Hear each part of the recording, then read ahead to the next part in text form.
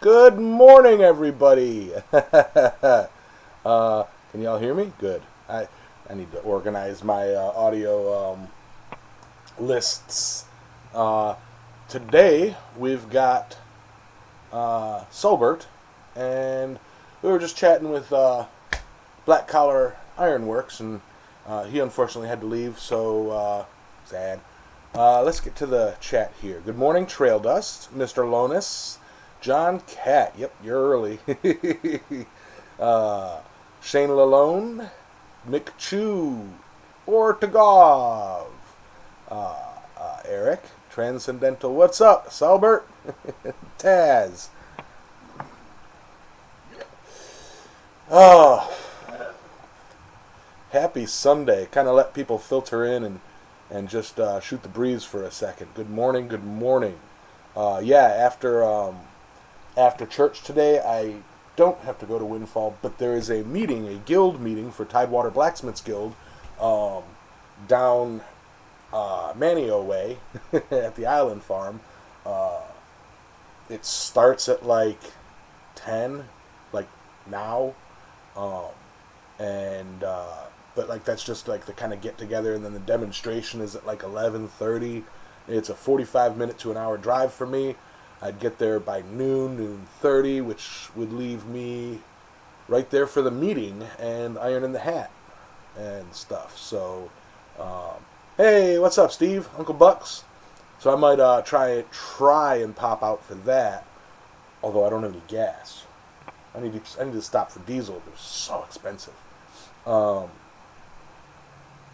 if not that, then they'll be coming by here after the meeting. Some of them, maybe. I don't know. We'll see. Yeah. How's everybody else doing? Haven't been to Blacksmiths Church in quite a while, as I spent 18 days in the hospital and took me a while to recover from 6 broken ribs, broken shoulder blades, and collapsed lung. You should have seen the other guy. That's tough right there. What happened, man? Ooh. Hey, Wayne. Yeah, glad to hear you're all right, though. For sure. Or at least alive.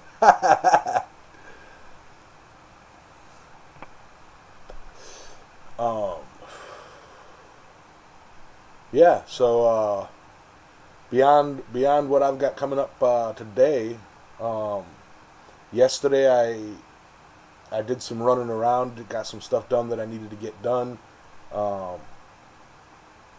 I've been sore for some reason, just crazy sore.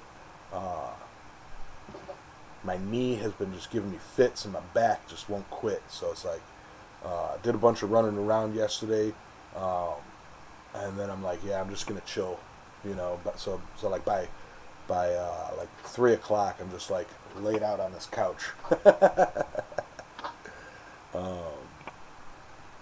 Not complaining for all of you guys who actually have physical ailments. You know. Good one there. Not gonna back talk the wife again.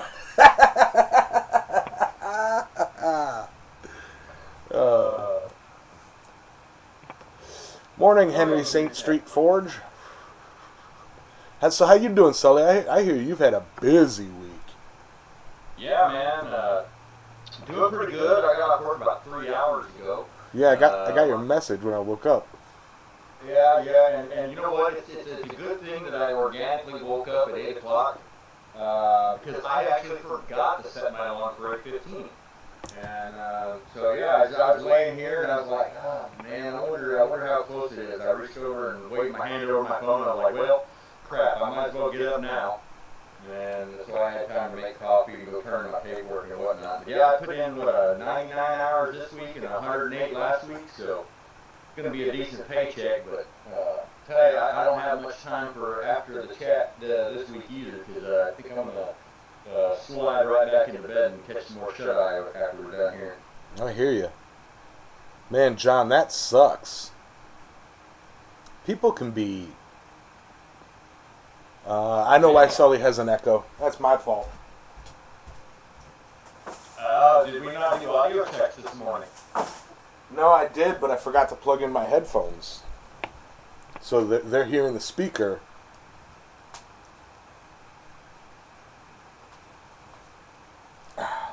Yeah, when I'm not live, guys, I just have it playing through my TV speaker so that I don't have to have earplugs in. You know.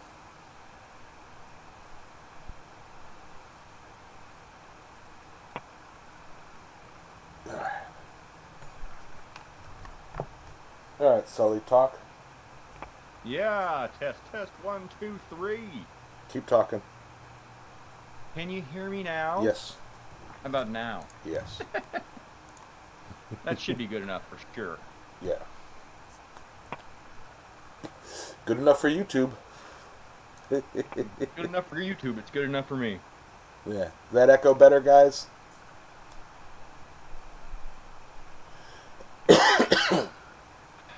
All right. I'm glad we got that worked out. Thanks for letting us know. Yeah. I didn't notice it on my audio levels. But yeah, John, that's... People suck. That's why I really try not to associate with non-blacksmiths. You know, it sounds horrible. You know, you guys know me as such a nice guy, but like if you don't swing a hammer or support the blacksmith community, I don't really talk to you. It's like, people suck. What's up, Rob? I'm a hermit.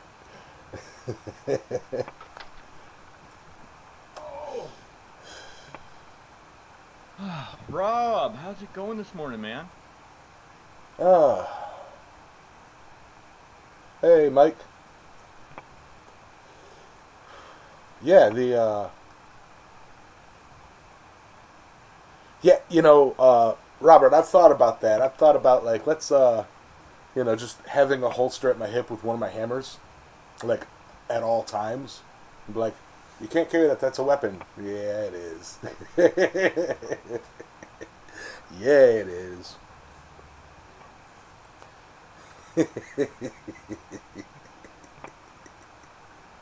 Okay.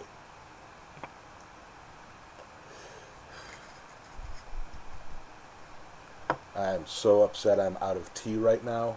I did not get a chance to run to the store and pick up another gallon, and I only had like this much that when I woke up this morning. It's like, oh, that's terrible, terrible. But yeah, RG Homestead, Good Morning Island, and all in the chat today. I hope all are getting ready for Thanksgiving. Yeah, I think we're getting ready for Thanksgiving. That's next week, right? Or this week? I don't know. Yeah, that's this Thursday. 1, 2, 3, 4 days away. How about that? I didn't even notice. No kidding. Hashtag not a sponsor. Pound sign, I like that. I'm not gonna.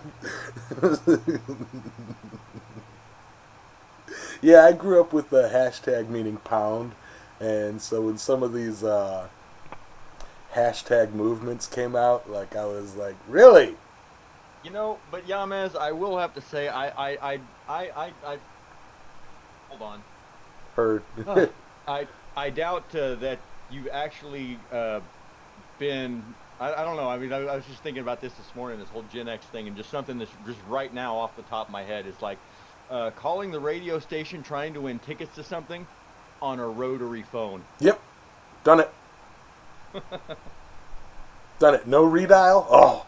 You know how hard it is to be caller number 9 on a rotary phone. Yep. You only get one chance. Yep. Man, when the redial... I have never won anything until the redial button came out. Yep. Hang up, redial. Hang up, redial. Hang up, redial. Yeah. And do you remember how satisfying it was to actually hang up on somebody back then? I mean, you could, like, slam the receiver down, and they would hear it slam. Yeah. They'd hear the whoosh... Whoosh, clack, and you see somebody just jump back and pull the phone away from their ear and be like, what happened? It hung up on me. Hey, Bloobs. Yeah. Hitting the end button just somehow does not have the same effect. I didn't want to say it, Mike, but that's exactly what I was thinking.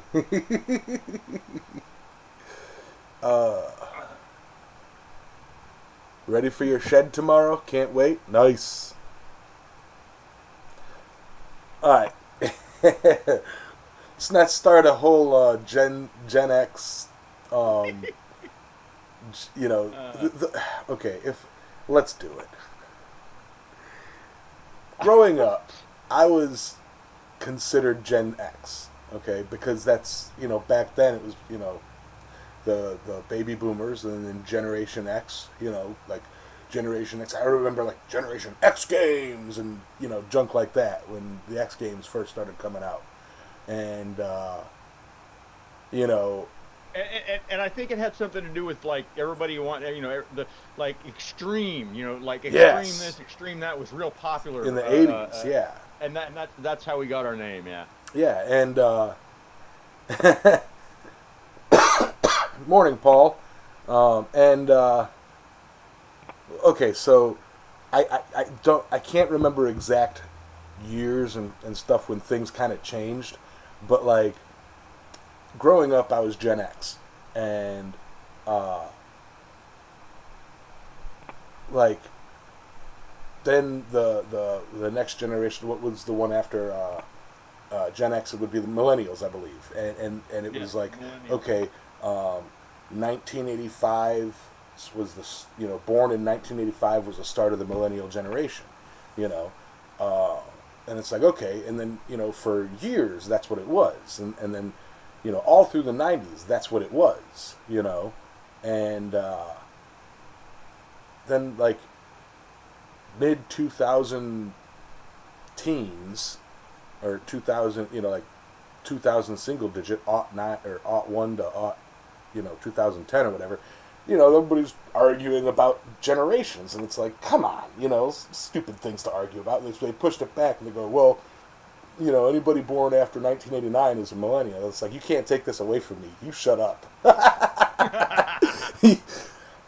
and then it's like they started to argue and go this, that, and everything else, and it's like, well, no, if you're born between 1980 and 1985, you're a micro generation called Xennial. And I'm like, now you're just making stuff up, man. Come on.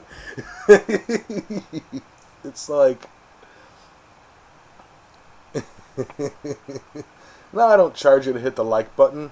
It's free. But we can if you like. Yes. I mean, you're more than welcome to right after you hit that like button to slap that super chat button over on the right. I would say a super chat is like the equivalent of spamming the like button. Like 1,000 likes is a super chat. Yeah. I don't know.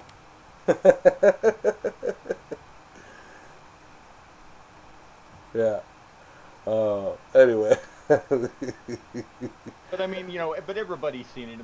I mean, gosh, if you get on the shorts, any version, whether it's the Facebook, Instagram, TikTok, whatever, it's all the jokes about what one generation doesn't know about the other or whatever, and it's all funny. I mean, it's like the biggest one that happens between every generation is every generation thinks the music from the generation before them just sucked. For the most part. I mean, no, I think it's bad. I think you got that backwards. But I think it's a blanket statement. Yeah, I think or not before them, but the music. The next round, like, what are the kids listening to these days? I mean, yeah. So the generation after them, not the generation before. Yeah, like, what is it? I remember as a kid watching movies and TV shows, and there was that trope of the old man sitting on his porch with a shotgun saying, "Get off my lawn! Get off my property!" And I'm like, I relate to that guy now. Yeah, right. It's like I could totally sit on my front porch drinking coffee, cleaning my shotgun, and just be like, hey, don't step on that grass. That's fresh sod. Right? I relate to that guy. Or like if I watch videos of kids acting a fool, like when I was younger, I watched kids, running around and everything. Like my age, I'll be like, yeah, fight the power, damn the man, and it's like, now it's like, that security guard, he's just trying to do his job. Now they're going to make fun of him and pick on him, You know, like, Right. come on, that's an immature. Hey, Journey is awesome. I don't care who you are. Journey is awesome. Good morning, Canadian necktie. Anyway, I don't know. I don't know why. I'm trying to. Let's try and tie uninsultingly. Oh yeah, okay. If we want a segue here, are Yes. you looking for a segue? I was trying to segue it to make our current topic about blacksmithing, but I can't think of how to do it. Yeah. See. Nicely. Yeah. So titanium is the metal of the week, huh? There's our segue, Rob. Yeah. There you go. I was gonna say Canadian necktie titanium. Titanium. Hey, James Jones. Later, Wayne. So that was a nice, good warm up there. Right. Shall we get into it, or you got something else? No, I stretched my conversational muscles. All right. Well, that's the metal of the week. Metal. Anyways, I'll do away with my really bad impression of something. So yeah, this week the metal of the week is titanium, and for the first time we're featuring an element. So titanium, pure titanium, atomic number 22. Was discovered in 1791, and interestingly enough, alloys with iron and aluminum, and vanadium, molybdenum, or molybdenum, however you want to pronounce that, whatever. But I just find it interesting that it alloys both with iron and aluminum. That's, kind of fascinating, because it doesn't work the other way around. I mean, you can't alloy iron and aluminum. Some examples of uses of titanium. Some good ones are jet engines, missiles, spacecraft, medical prosthesis, dental implants, jewelry. It's used a lot in mobile phones. It's also what's a majority of the SR-71 Blackbird and the armored bathtub the pilot sits in an A-10 Warthog. Consequently enough, or interestingly enough, the titanium in all of the A-10s was purchased by the CIA from Russia, because that was at the time the only titanium being manufactured on the planet. So titanium has the highest strength to density ratio of any metallic element. Unalloyed, it's as strong as steel but less dense. It's got about approximately, I don't know, I lost that number. Yeah. In any case, the melting point is around 3,000 degrees Fahrenheit, depending on your altitude, of course, and it burns in atmosphere before it reaches its melting temperature. So, like in a vacuum, it melts at 1,022 degrees Fahrenheit, which is way under forging temperature. I mean, if I could build a little vessel and throw my titanium in there, and then pull a vacuum on it with my vacuum pump, and throw it in my forge, I could melt that titanium fairly easily. Because I couldn't pull a full vacuum on it, but I bet I could pull enough to get the melting point down to about 1,500. Wow. So it's also paramagnetic. It has very low electric and thermal conductivity. As if you may have seen a video of who was it? Dan. Trust me, I'm a blacksmith. He made some tongs out of titanium, and just sitting there working them, and the heat doesn't travel more than like 3 or 4 inches from the nibs. That's it, and it dissipates really quickly. Very poor conductor of heat. And then when it's cooled down to below 0.49 degrees Kelvin, it's a superconductor. And so 60% denser. Yeah, 60% denser than aluminum, twice as strong. And certain alloys, it can achieve a tensile strength in excess of 200,000 psi, but the normal average strength is a 63,000. The 200,000 psi one is called grade 19 beta C, and that is the strongest and heat treatable alloy of titanium. So let's And go then with I got a the. whole list. I've got a whole list of all the different titaniums and the percentages of aluminum and vanadium and selenium and all that other stuff. That there's no molybdenum, nickel. I mean, it alloys with dang near every metal on the periodic table, and there's not really any point to go through all that. Now So it's just it's a metal with a. thought. So it's a metal with a lot of information behind it. Oh yeah, yeah. I mean, it's very fascinating. See, and I've never, I was exposed to titanium when I was in the Air Force, as it being, because I was an A-10 mechanic, and the bathtub was made out of titanium, and what they were doing at the time, if a titanium plate got damaged, they were replacing it with aluminum plates that were like 2.5 times thicker, because the titanium was so expensive. They could achieve because the titanium plates are capable of withstanding a 23 millimeter projectile, and an aluminum plate in the same shape but 2.5 times the thickness had the same projectile resistance. So they were replacing the titanium plates with aluminum when they had to, but that was pretty rare, because to replace a titanium plate, that would have mean that the aircraft would have to been shot. And Yeah. that did not. I don't think I ever saw a single aircraft come in with a bullet hole in it in the entire time I was in. Not, at least not in my unit. That doesn't mean it didn't happen to anybody else, because we did a bunch of stuff over there. But Say, in any real quick, I want to say, it, hey, Bill, hey, Dwayne, hey, Adam. hey, Adam. Yeah. I kind of wanted to go into that really... superconductor aspect of it, right quick. Yeah, go ahead. Whereas it is at regular temperatures, it's not very well for conducting electricity and heat and such. But if you freeze it below numbers that you said, it half a degree Kelvin. That's the one. It Negative becomes 272 point something Celsius. That's like the temperature of my ex's heart. Right. So you too. So it's it gains that superconductor. It becomes very conductive at those temperatures. Well, and by that I mean, and a superconductor by definition is is electrically conductive with no resistance. Yeah. Meaning no energy is lost in the form of heat. Yeah, I don't put up any resistance either. I know all about that. Right.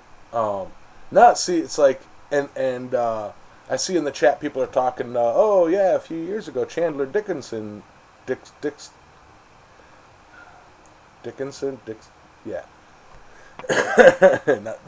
not Dixon. Forged some titanium. I've forged titanium. Rob, forging titanium is fun. And I actually, it is. Yeah, the most recent project I did about it, and somebody asked about it, was I forged out, or I say forged out. I forged out 2 titanium rings, and I say kind of forged out because I took some round and basically hot cut up. I hot cut it and punched a hole through it, and then drifted the hole to close but under the size of the ring that I wanted to do, or the rings that I wanted to do, and then use the sander on everything else, the belt grinder on everything else, because it's so easy to sand. It sands like butter, And it's so pretty. It is. Them white sparks. I actually have a little thing here to where is it at? Browser right here. You'll notice the difference in sparks. The bright white sparks are, when you're grinding titanium, as opposed to the yellow sparks that you get with grinding steel. So it's like some crazy cool stuff. And it never occurred to me to forge titanium. I mean, it really didn't until I watched that guy on the show Knife or Death with the titanium sword, and he just dominated. I was like, huh, I had no idea you could do that. I mean, it just never occurred to me. So I was like, well, I got to try that. So I bought a piece of titanium and I beat the crap out of it, and get it up to as hot as I could get it, and then pull it out and you get 3 hits and then it's too cold to hit again. Back in the fire. While it's white hot, it moves like butter. But as soon as it goes to yellow, it's like, never mind. Yeah, it's a time consuming metal to forge. I would call it fuel intensive. Yeah, fuel intensive and time consuming because, it's like you don't get a lot of movement per heat. Have a great day there, Adam. Don't work too hard. Adios. Love you, buddy.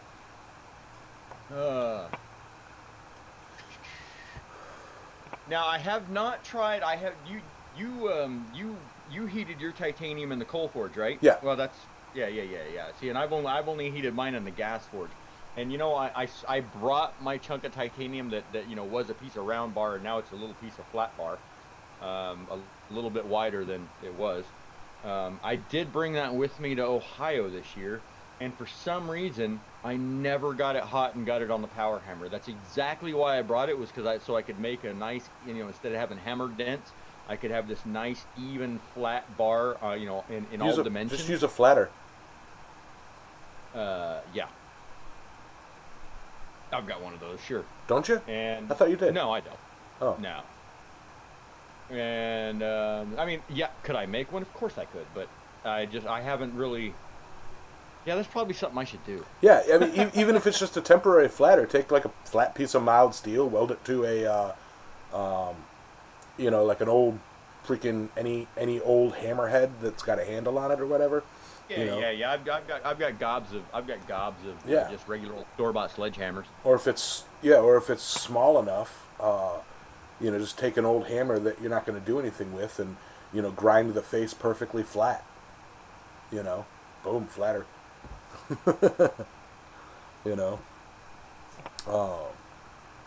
But yeah, I forged a leaf out of titanium during a live stream a couple months ago. Yeah, I was going. If you remember the project that hasn't gotten much love as of late, the Blacksmiths family tree. Yeah. I was thinking about. That's because I was going to do a titanium leaf when I ordered my titanium off Amazon, and and I bought a rod that was, I think it was 10 mil. It was either 8 or 10 millimeters in diameter and 100 millimeters long. So it's 5/16 by 5.5, 6 inches, something like that. And so it's not very big. And I was like, I'll just take a chunk of that, upset it a little bit, run a taper, and forge a leaf out of that. And I started heating and beating on it, and I was like, nope. I will do mine out of aluminum. It took me the entire live stream to make a leaf. Yeah, I'd like to see somebody do a one heat leaf in titanium. Yeah, it's not possible. Right? It's not possible. Unless you have. Shane says if you put titanium into a bead blaster, it does the same kind of light show thing, huh? Oh, I'm sure. Is that like are you talking about like titanium beads, or are you talking about putting the like titanium sandblasting in the cabinet and blasting it with the media? That's probably a good because where are you going to get titanium beads from? Never mind. I'm stupid. But. So did you purchase the titanium, or is it from a damaged A10? I was gifted titanium. Yeah, I have never seen a damaged A10 titanium plate. And if I had, there's no way it would have went to DRMO. DRMO is where we sent everything that was scrapped, like our gun barrels and stuff like that. Got changed out every 10,000 rounds, and they just went to quote unquote DRMO. Which was basically the scrap yard where everything was sold for, it was auctioned off as scrap. And I'm pretty sure a titanium plate would not have gone that route. Yeah. I bought mine on Amazon, and I actually I've got another project coming up that I ordered some titanium for. And unfortunately, I did not realize that it's coming from Russia. And Yeah. so I'm not going to get it for another 31 days before it's scheduled to arrive. So that kind of sucks. Yeah. What's up, Toombs? What's up, Ben? Um, tell ya, random squirrel thought. Rob Huff, Huh. cancel. Um, sent a picture um, a bit ago. This is something Cardsmith is working on. Um, sent a picture. Where was it? Okay, we were talking about random squirrel moment. He sent this picture to me last um, Wednesday during my show when I was using my power hammer, and we were talking about the welded on guards popping off and how these are the sleeve guards to keep the plastic in, and this is what he uses, what he's been using, that is Dave Custer's style, and mine I think is a little bit more simple. I literally take this one size smaller of this, and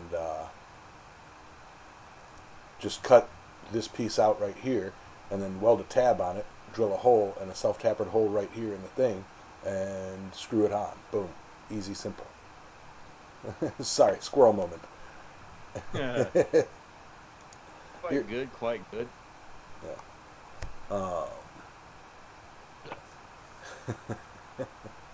But Oh, yeah. No, titanium is a lot of fun. Yours are just bent tabs. That's what Dave puts on his hammer. My hammer is a workshop build with Curtis Herman down at John Perlot's shop in Louisiana. Hey, Ethan. Ethan.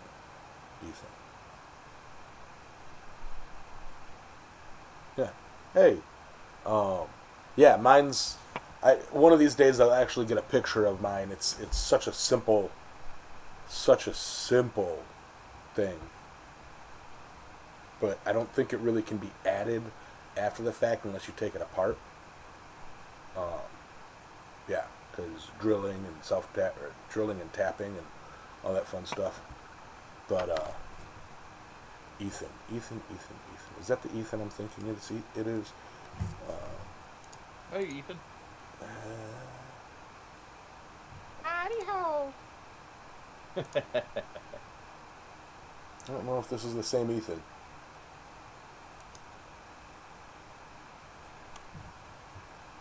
What's up, Ethan?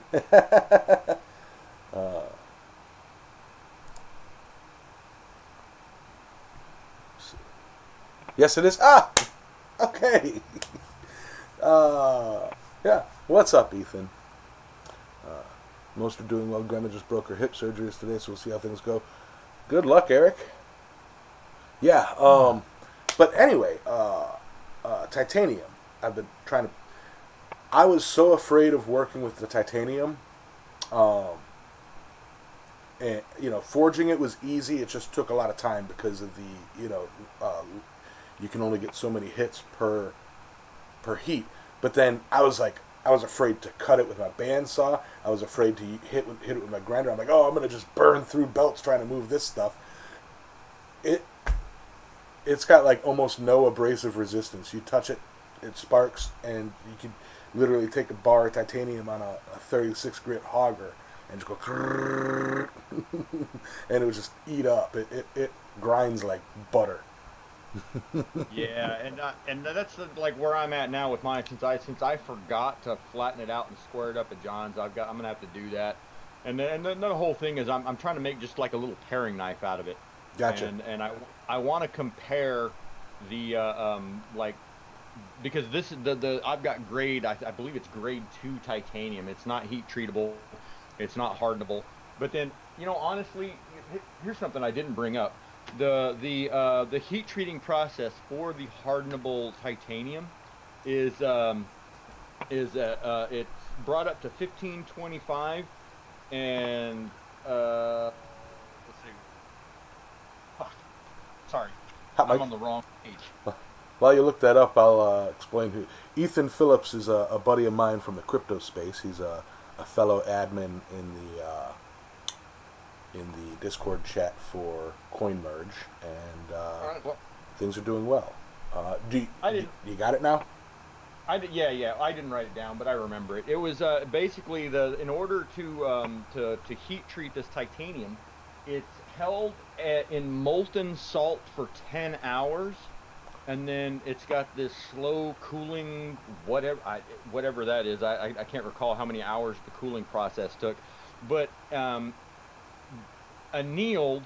The hardness of the titanium was between 53 and 54 HRC. And hardened, it's between 54 and 55. So you don't get I was much. I'm like, wow, that is a whole lot of effort for 2 points of hardness. Like you might as you might as well just forge it, air cool it, and then grind it. Like it almost seems like that 10 hours in a molten salt bath. Come on, who's gonna do all of that for just 2 points on the Rockwell scale? Yeah, right. I mean, and so the point being, I want to kind of compare. I mean, and that's a decent hardness. I mean, that's a little bit lower than what my Holland Anvil is. 53 so, at annealed. 53 is roughly 53 to 55 is what my hammers are. You know. Yeah. That's I'd love to have. Oh no. A titanium hammer would be rough because, it'd be light. It'd be too light. Yeah, I've used a titanium framing hammer, and I don't get it. There was a guy on YouTube that built a titanium rounding hammer, and I don't know. I mean, like the whole time, I watched. I mean, of course, he did it all on humongous power equipment, but still. The whole True, point Rob. is you don't really have any mass converting motion into energy type thing. Yeah, a 2 pound titanium hammer would be massive. Yeah, right. But Rob brings up a good point. 2 points of Rockwell from a structural engineering perspective, huge difference. Yeah.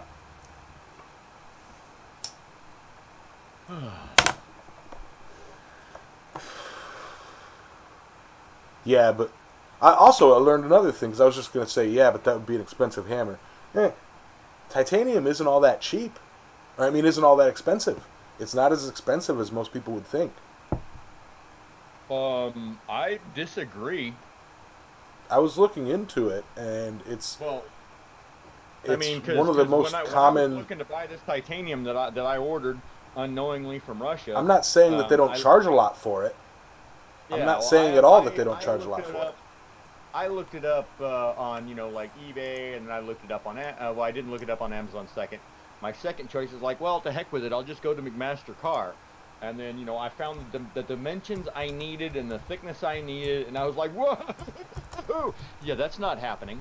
$240 some odd for the little piece of titanium I needed, and which I got basically the same thing, but I think a 0.5 millimeter less thickness, which thinner is better, for $37 coming out of Russia. But oh no, I'm sorry, that was not 37. It was 75. It was 65, because I also on the same order I had a new 4-way drill chuck for my drill. So, that was $10. So. Yeah, $65 for the same thing that McMaster Car sells for $240. But I've got to wait 6 darn weeks for it to come in. So. Okay, I'm reading some weird, because here's where I was going with that. I didn't mean that cheap. That is right, it was Timothy Dick. That's correct. It's a common metal. Okay, it's a common element, and a common metal. It's the ninth most abundant element on the Earth's crust. Its most common form is titanium dioxide, which is the white in all white paint. That's what makes white paint white, is titanium dioxide. Yeah. Interesting. Yeah. Now I was when I was looking it up, I had found out that it's but I mean you can get you know you can get titanium for relatively cheap. Okay, but okay, so what you're looking at there though is yes, it's the ninth most abundant element in the Earth's crust, but it does not exist as elemental titanium. It is a compound. It is mixed with something else, and the extraction process for extracting titanium out of its whatever it's compounded with is fairly costly. That's why titanium, like pure titanium metal, is fairly expensive. Yeah. Okay. You know what I'd like to get? Titanium pipe, titanium tubing, in various sizes. Like, you know, like they'll make making rings a lot easier. Just get a length of titanium tube in different, thicknesses, and then just cut it off and then grind it to fit. Hey, when you were making those rings, weren't you at first trying to punch holes in the titanium? I punched it to rough size. Yes. Oh, okay. Yes, I did absolutely punch to rough size. Even still, my drills weren't able to touch it. Weren't able to drill through it. I hear that it drills easily, but I could not get it to drill at all. So And I don't personally have any cobalt bits left except for my little 1/8 snap-on ones that I have. But yeah, all of mine are titanium nitride right now, I believe. And I don't think they would hold up well through the titanium. I don't know. I mean, I haven't tried, and I'm kind of scared to, honestly. I burned up a couple bits trying, so that's why I decided to go and just punch them.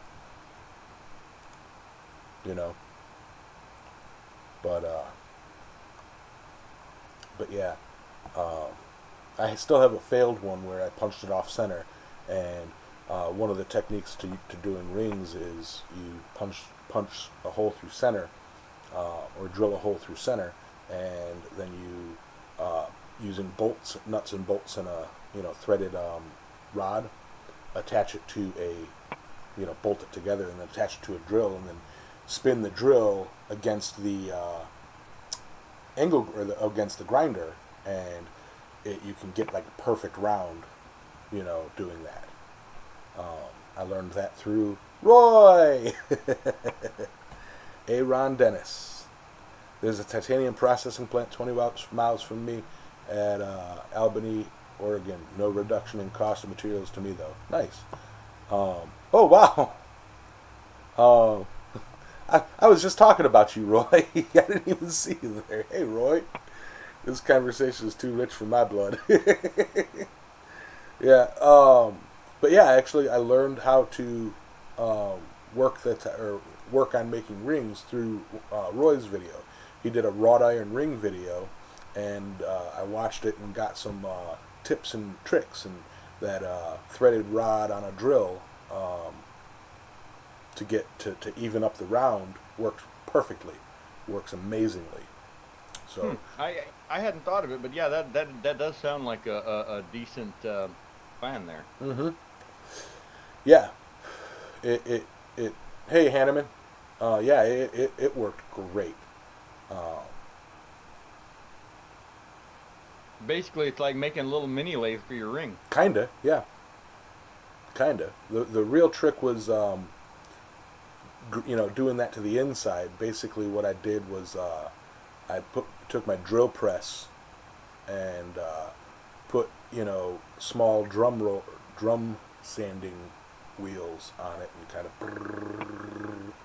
took a while, took a lot of time, but because why not?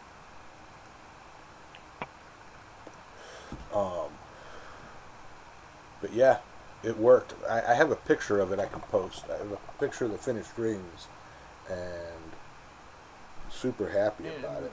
Good morning, Roy. Yes, good morning. Let me pull up Forge Chat. I don't know Forge. Boom. Boom, boom. And Alex Hanneman. Hey, how you doing, man? Ain't seen you in a while.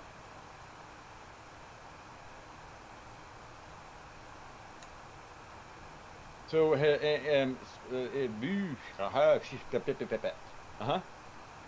Has anybody else in the chat like had to go at titanium for one project or another? It was a As far as finished product. forging goes, I mean, I noticed James Jones says he uses carbide to machine it, and I mean, I bought titanium just so I could say, well, what's this like? Let's get this hot and hit it with a hammer and see what happens. And in hindsight, I'm kind of glad I didn't throw it in my forge at home, because I totally would have caught it on fire and burned up the whole stick. But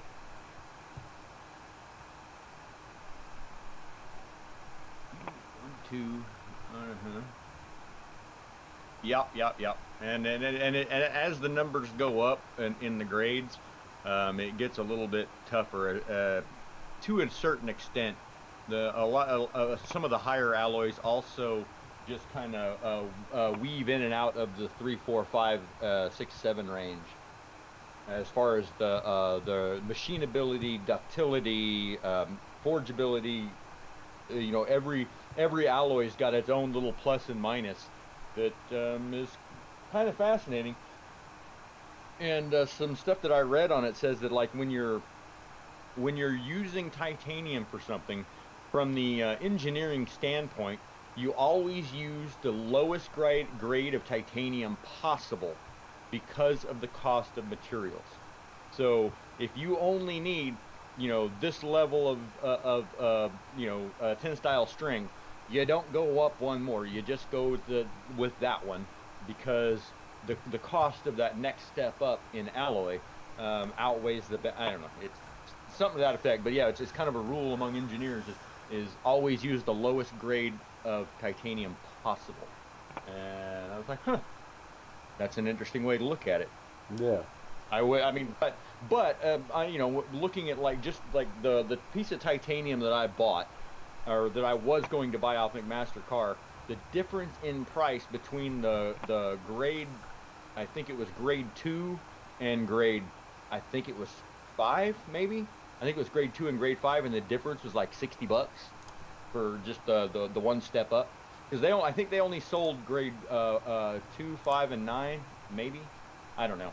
I didn't really pay attention. I just looked at it and real quick and was like, Yeah. I'm just sharing some pictures of. I shared a picture of the finished product and some of the forging process and cleaning up process. Yeah, and trail dust. That's kind of the nail on the head there. So your average alloy of titanium, just annealed titanium, not heat treated, 63,000 pounds. If you only need 40,000 pounds of tensile strength, there's no reason to go for grade 19 beta C with the 200,000 pound tensile strength. It's, the cost is going to be tremendously more. So yeah, cost to benefit, right? Yeah.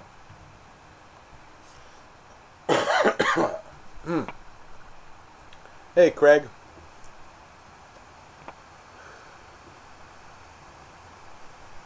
Yeah, I'm not positive, but I think what was told to me, the titanium that I had was like grade 5. I don't know, but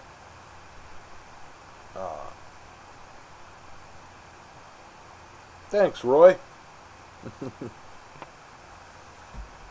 So, grade, let's see, grade 1, 2, 3, 4, 7, and 11 are fairly soft titaniums. Grade 5 is the most readily available. It's 6% aluminum and 4% vanadium. Grade 6 is 5% aluminum and 2.5 selenium. Grade 9 is 3% aluminum and 2.5 vanadium. Grade 12 is 0.03 molybdenum and 0.8 nickel. And then grade 19 beta C, I could not get a chemical composition on that one. But yeah, grade 5 is probably likely. That's the most common and the most readily available alloy of titanium. And so I want to say it in that respect, and it kind of sounds familiar. I think I was looking at grades 5 and grades 9 when I was in McMaster-Carr's site, but Yeah. Yeah, but the lower the grade number, the easier it seems to be to work. That's what From Rob was just saying. what Yeah. I've read, and from also what Rob said. Yeah. Um, I'm uploading real quick a video of one of the ways that I was polishing it. I polished the outside first because the way I was doing it, I had to hold it on a thing to let it spin.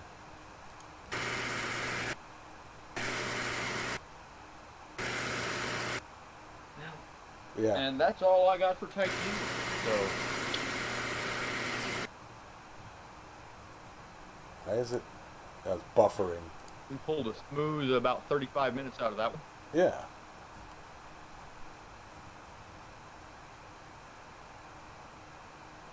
Tune in next week for a doozy. But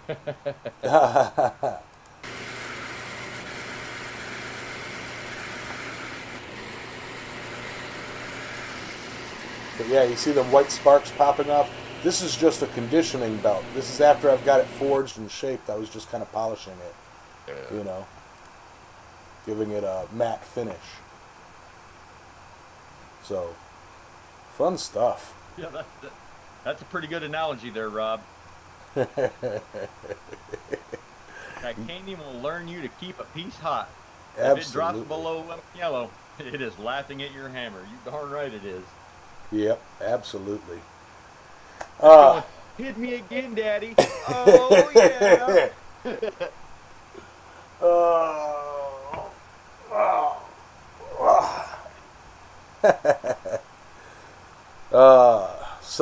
Yeah, I mean, titanium.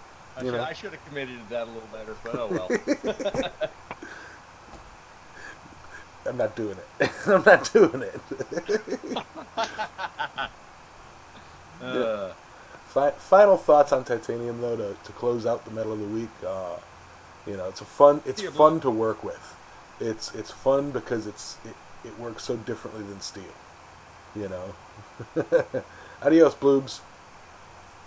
You know, you're used to being able to work from hot down to, like from a mild steel point of view, hot down to like through a planishing heat. It really is, like your planishing heat is your third hit. Yeah, and it's yellow. Yeah. But yeah. But with that, take a moment. I'm gonna call the show here soon, and make the decision whether I'm gonna hop in the truck and spend $50 on 5 gallons of gas, and drive all the way down to Manio, or whether I'm gonna head out to the shop and do some cleaning. But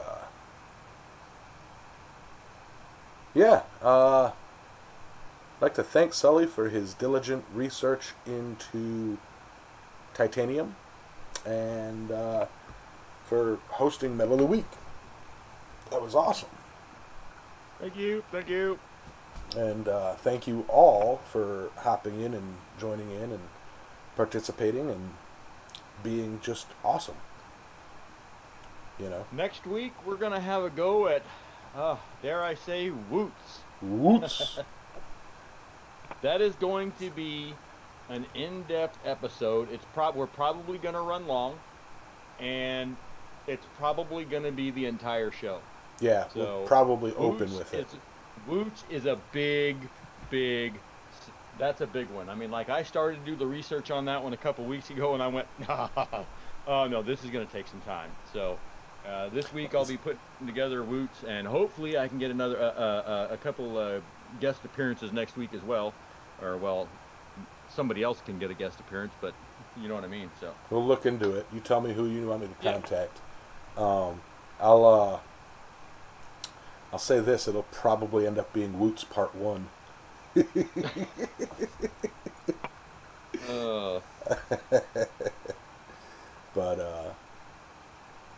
But yeah, thank you all. See you, Roy. See you, Roy. You guys are all awesome. I appreciate you guys. And I know it's closing a little early, but I mean, it is what it is. You guys all have a wonderful day. Love me some Ben Toombs too, there, Ben.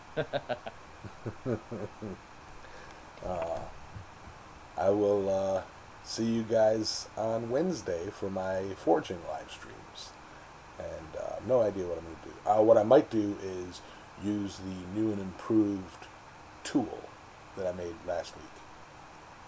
So work more with that. Try and get a nice bar instead of just testing it. So.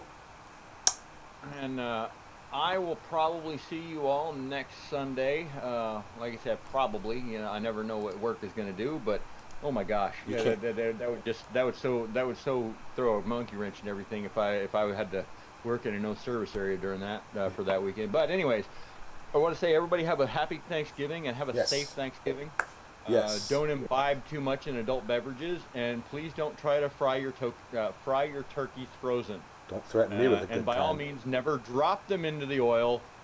Place them gently if you so desire to cook your turkey in that manner. So, yep. Be first. And don't use your quenching oil to cook your turkey. Unless you're hubcapped, then it's safety third. All right, guys. Rock on.